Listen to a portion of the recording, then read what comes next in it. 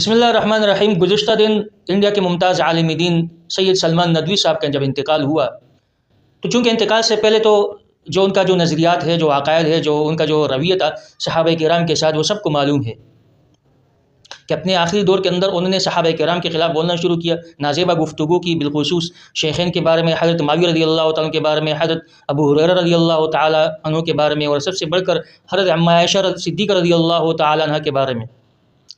تو اس سلسلے میں پھر علماء امت نے ان کے خلاف گفتگو کی، ان کے خلاف ایکشن لیا اور ان کو گویا کہ تنبیہ کر دی کہ یہ تم صحیح نہیں کری، گستاخ ہو، گستاخ صحابہ بن گئے ہو۔ تو چونکہ اب ان کا انتقال ہو گیا ہے اور انتقال سے قبل جو ان کا جو صحابہ کرام کے ساتھ جو رویہ رہا وہ سب کو معلوم ہے۔ اب جب انتقال ہوا تو کیا انتقال کے بعد ہمارا ان کیا طرز عمل ہونا چاہیے؟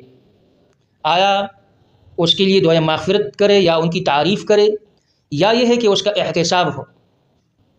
اسلام ہمیں یہ تعلیم دیتا ہے کہ جب کسی کا انتقال ہو جاتا ہے، دنیا سے چلا جاتا ہے، اب اس کے خلاف نہیں بولنا چاہیے، وہ چلا گیا دنیا سے، اب ان کا معاملہ اللہ کے ہاتھ میں، وہ اپنے اعمال کے ساتھ اس دنیا سے رخصت ہو گیا، اب ان کا معاملہ اللہ کے ہاتھ میں ہے، اللہ جس طرح چاہتا ہے اس کے ساتھ سلوک کرے گا، وہ ہم سے پوشیدہ ہے۔ ہمارا فرض یہ بنتا ہے کہ اب ہم خاموش رہیں، ہم ان کے خلاف گفتگو نہیں کریں گے۔ لیکن یہاں پر یہ سوال ضرور پیدا ہوتا ہے کہ اتنی بڑی علمیت، کہ اتنا بڑا عالم ہونے کے باوجود بھی کیا ان کو یہ بات معلوم نہیں تھی کہ صحابہ کرام جو اس دنیا سے چلے گئے ہیں ان کے خلاف بولنا کیسا ہے؟ وہ تو صحابہ کرام تھے، اور کیا ان کو یہ حدیث معلوم نہیں تھی کہ جو ترمذی شریف کی روایت ہے کہ جس کے اندر نبی کریم صلی اللہ علیہ وسلم نے فرمایا اذا رأیتم الذین یسبون علی اصحابی فقولوا لعنۃ اللہ علی شرکم، کہ جب تم دیکھو کہ کوئی میرے صحابہ کو برا بلا کہتا ہے تو تم اس سے کہو کہ اللہ تعالیٰ تمہارے شر پر لعنت ہو، تمہارے شر پر لعنت ہو۔ کیا یہ بات ان کو معلوم نہیں تھی؟ وہ لوگ جو ان کی تعریف اور ان کے لیے دعائے مغفرت کے لیے تڑپ رہے ہیں کہ ان کی تعریف بس اب ہونی چاہیے اور ان کے لیے دعائے مغفرت کرنی چاہیے، ان کی خدمت میں عرض یہ ہے کہ کیا آپ ان کی تعریف کرتے ہوئے یا ان کے لیے دعائے مغفرت کرتے ہوئے ذرا برابر بھی خیال نہیں آتا کہ اس شخص نے حضرت امیر معاویہ رضی اللہ تعالیٰ کے متعلق کیا کہا، حضرت ابوبکر صدیق رضی اللہ تعالیٰ کے متعلق کیا کہا ہے، حضرت عمر فاروق رضی اللہ تعالیٰ کے متعلق کیا کہا ہے، حضرت عمہ عائشہ صدیقہ رضی اللہ تعالیٰ کے متعلق کیا کہا ہے اس نے، اور اسی طرح حضرت ابو ہریرہ رضی اللہ تعالیٰ کے متعلق کیا کہا ہے؟ کیا یہ سوشل میڈیا پر ان کے بیانات موجود نہیں ہیں؟ ان کی زبان اور ان کا قلم مسلسل آخر مرتے دم تک صحابہ کرام کے خلاف استعمال ہوتا رہا۔ کیا ثابت کرنا چاہتے تھے وہ؟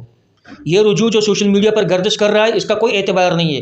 آج تو AI کا دور ہے، سب کچھ بن جاتا ہے، لیکن اگر یہ انہوں نے کہا بھی ہے، یہ رجوع ان کی طرف سے ہوا بھی ہے، یہ رجوع اس طرح کے ہوتا ہے کہ سینہ تان کر کے وہ کہہ رہا ہے چلو میں معافی مانگتا ہوں، یہ کوئی معافی ہے؟ معافی کے اندر تو یہ ہوتا ہے کہ خشوع اور خضوع کے ساتھ آئندہ کے لیے عزم ہوتا ہے کہ اللہ مجھے معاف کر دو، آئندہ میں نہیں کروں گا، کلمہ پڑھے دوبارہ۔ بعض لوگ یہ بھی کہتے ہیں کہ صحابہ کرام کے خلاف بول پڑا ہے، برا بلا کہا ہے تو اس سے کوئی کافر تھوڑی ہوتا ہے، بالکل نہیں ہوتا، کافر نہیں ہوتا، لیکن کیا وہ منافق بھی نہیں ہوتا؟ کیا وہ فاسق فاجر بھی نہیں ہوتا؟ اگر صحابہ کرام کے خلاف بھونکنے والا، ان کو برا بلا کہنے والا کافر نہیں ہے تو پھر آپ ان کو کیا بولو گے؟ ٹھیک ہے کافر نہیں ہے، کسی صحابی کے خلاف بولنا یا ان کو نہیں ماننا اس سے انسان کافر نہیں ہو جاتا، لیکن کیا وہ منافق نہیں ہو جاتا؟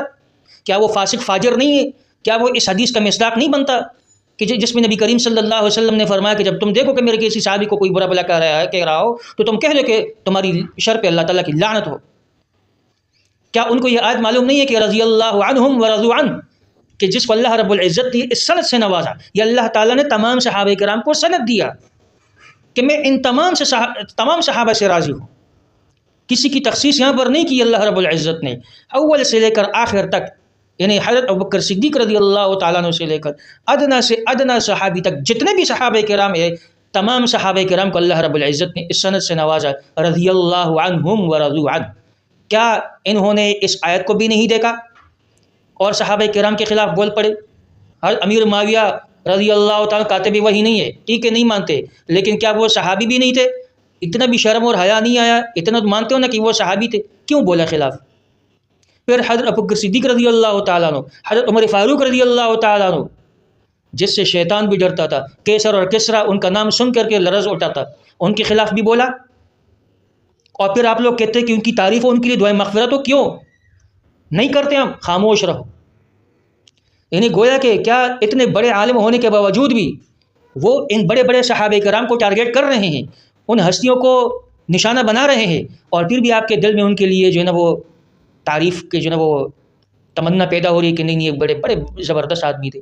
اللہ تعالیٰ کے ہاں قابلیت شرط نہیں ہے، اللہ تعالیٰ کے ہاں قابلیت شرط نہیں ہے. بہت قابل لوگ آئے، راستے سے پھسل گئے، اللہ نے تب وہ برباد کر دیا ہے. قابلیت کیا چیز ہے؟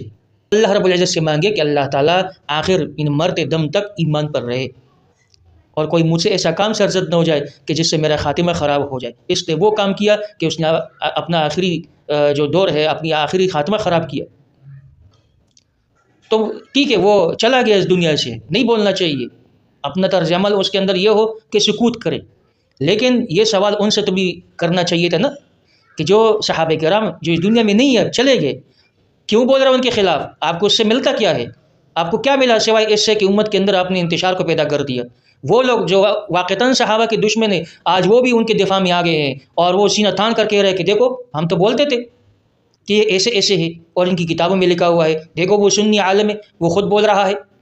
اس کی گفتگو کی وجہ سے، اس کی زبان کی وجہ سے آج وہ دشمن اسلام بھی، وہ دشمن صحابہ بھی آج ان کے دفاع کر رہا ہے، اور وہ اپنے مسلک کی توثیق بیان کر رہا ہے کہ اس سے ہمارے مسلک کی انہیں توثیق ہو رہی ہے، اور اس سے ہمارے مسلک کا وزن اور بڑھ گیا ہے.